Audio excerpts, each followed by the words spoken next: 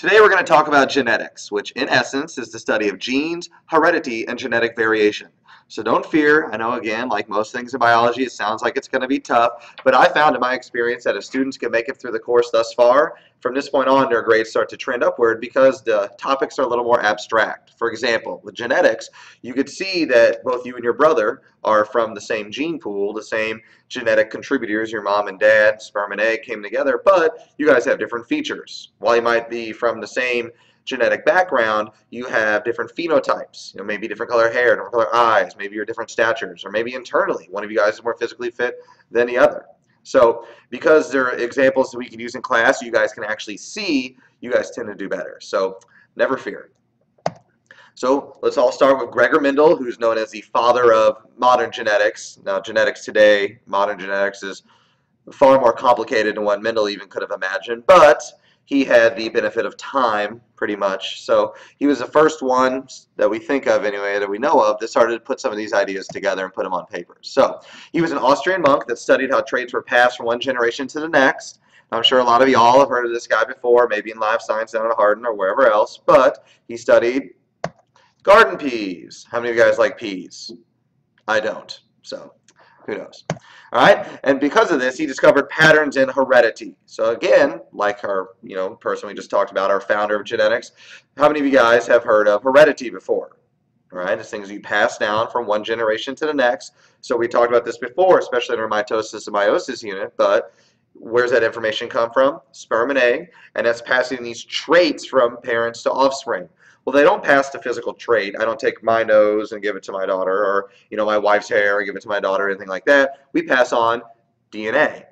We learned in our last unit, protein synthesis, that the DNA is organized into sections called genes.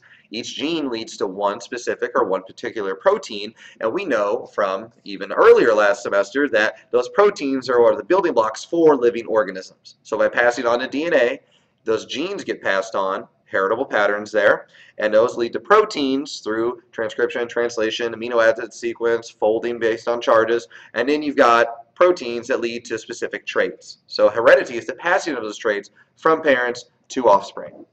These patterns form the basis of modern genetics. So genetics then is the study of heredity. If you're following along in your notes, we're on number 3 at this point. So studying the patterns of heredity. So a lot of this, especially nowadays, is far more complicated, and it involves computers and lots of statistics and probabilities, and we're going to get into that a little bit. We'll scratch the surface at least. So let's take a break then and talk about what was in it for Mendel. Why did he study peas? Well, they grow very fast. He could do multiple generations every growing season. He didn't have to wait a year for his results each time. They're easy to control pollination. Remember we talked before about how pollen is the male gamete from plants, and you can let it happen naturally through wind or natural pollinators like bees, birds, other critters, or you could actually take pollen from one and put it into the pistil or stamen, I don't know, my botany I need to brush up on, I apologize, but you could force or manually control what pollen goes from which pea plant to another. So you can say, oh, this has this particular trait, I'm going to take the pollen from this plant that I know is tall and I know has purple flowers and I know has a certain number of peas in a pod, and I'm going to cross it with this one. Cross means you're exchanging genetic info with this plant, and I know its lineage, I know its genetic history. I could cross it there, and then I can look at the results and see what happens. So it's very hypothesized, right? If I take this and put it there, then what do we expect to see happen? And then you see if the results in that next generation support that hypothesis or not. So very much the scientist. And he got lucky here, but several traits of pea plants are only 2 forms, and it's easy to spot what they are. So you might understand, again, he was a monk. He had lots and lots and lots of time to sit and study peas. And they've actually found his ledger books, and there's thousands of generations of data that he had to put into this. So back to the task at hand. We'll get to that picture in a second. But we call these things alleles. So most traits have 2 forms, not all. These are all different colors of hair. There's chestnut, glazed strawberry, sandy blonde, this dark copper, lots of things like that. Swedish blonde, I would call that platinum. But anyways, we call these alleles, different versions of a single trait or gene. For example, all of these women have hair. I'm assuming they're females. Maybe they're males with, luscious manes of hair. Who knows? But all of these humans have hair, but the hair is a different color. So the hair is the trait. The alleles of that trait are the different versions. So they all have the trait of having hair on their head, but the different alleles are different versions of that trait. So that's where an allele would come from. So let's write down some examples. In pea plants, they were tall or short. They were purple or white. The seeds themselves were yellow or green. How about in humans? Other than hair, a lot of people have unattached, like mine, they kind of dangle, or other people have attached earlobes. Some people can roll their tongue. I cannot. I just can't do it. The other 3 members of my family can, but I can't. So as you're watching this video, feel your ears. See what type of earlobes you might have. See if you could roll your tongue. Look at your partner and let them know whether or not they're rolling their tongue. Maybe they think they are, but they're just sticking their tongue at you or something. Or a hitchhiker thumb or a boring old thumb. I got a hitchhiker thumb. You see how it kind of hooks back like this? Some people, when they do a thumbs up, no matter how hard they try, it can't go past, the multiple, I guess, or maximum extension or flex of that. So hitchhiker thumb or boring thumb. So moving on, more on alleles here. Different alleles are represented by capital and lowercase letters. So it's not that there's little a's and big A's and little z's and big z's and little p's and big p's floating around inside your cells. We just use these because in our English alphabet, Greek alphabet as well, a lot of these letters, or all of them actually, have one big and one lowercase version. There's not big A, medium A, little a, micro A. It doesn't work that way. It's upper A and lower A. AA, wrong, right? So, anyways, they have lowercase letters. So that's because in alleles we use them because most genes have one allele or one version of that trait that's dominant to another. So most genes, one allele is dominant to another. So in dominant alleles, right, it dominates the other version of the gene. That means it masks or covers it up. So if they're both present, the dominant trait is what shows up. So say, for example, hitchhiker thumb is dominant. If I get a hitchhiker thumb allele from mom, but a boring thumb allele from dad, well, even though I have both in my cells, the dominant trait is what's going to show up. It shows up if both alleles are present. We just mentioned that. And it gets the capital letter. Big A, big T, big G, duh, at this point, right? So big letters, little letters. The dominant alleles get the capital letter. Moving on to recessive alleles. It gets dominated. It's what's covered up. So back to that hitchhiker thumb example, all right? If I had one from mom, one from dad that were different, well, even though I had that gene in my DNA, in my genome, in my chromosomes, I wouldn't express it because that wouldn't be coded for because I would have a dominant allele from the other parent that would allow me to have this hitchhiker thumb. So it's masked if both alleles are present, and if this one gets the uppercase letter, the recessive allele is going to get the lowercase letter. So little a, little t, little g. Hopefully by now we're getting it. So if you're following along, we're on the next page. Let's do a few examples. In garden peas, the seeds can be green or yellow. We mentioned that earlier. So yellow, we're going to give a big Y. Recessive is going to be a little y or a green. So I'm getting a dominant recessive now. So how many copies of each gene do we get from our parents? You get homologous chromosomes from mom and dad, right? So we get one copy from each parent.